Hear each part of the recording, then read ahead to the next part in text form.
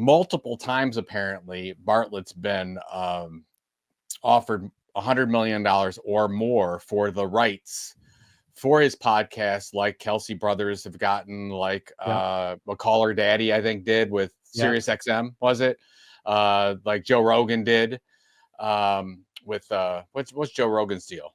Was that with Sirius? It was like $600 million or something. Whatever the deal is with, or Spotify, whatever the deal was. Spotify. It was Spotify. It was Spotify. Go exclusive with Spotify, basically.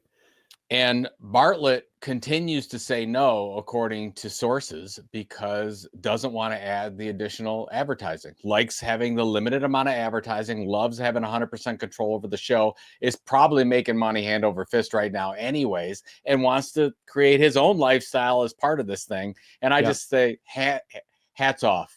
You don't have to go for the $100 million, $200 million deal. Like, what am I saying? Like, we would probably take it in a heartbeat if it was us, but other people who have morals and dignity, probably like Steven Bartlett, are probably like, oh, okay, I don't want to do that because I care about my listeners. The one thing, if you listen to his show, he doesn't start with an ad.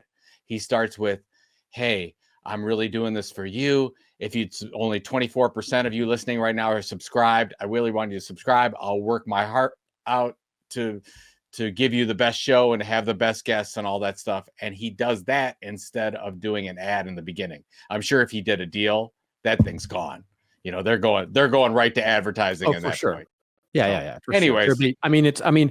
Honestly, it's kind of put me off Pivot a little bit. Like, I'm a regular Pivot podcast, ads, right? Galloway and Swisher.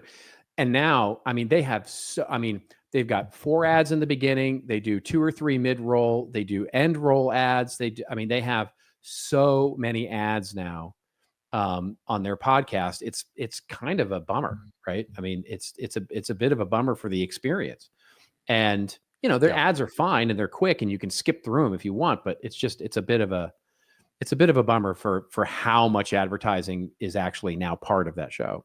So, anyways, hats off to Bartlett, really good content entrepreneur, doing it the way we should be doing it. Nice. And by the way, if you ever read any articles about what they do, they test their YouTube stuff more than anyone. Like, they'll do, it's like, oh, this image, and they're going to test 100 different images and headlines. And it's kind of crazy the way they do it.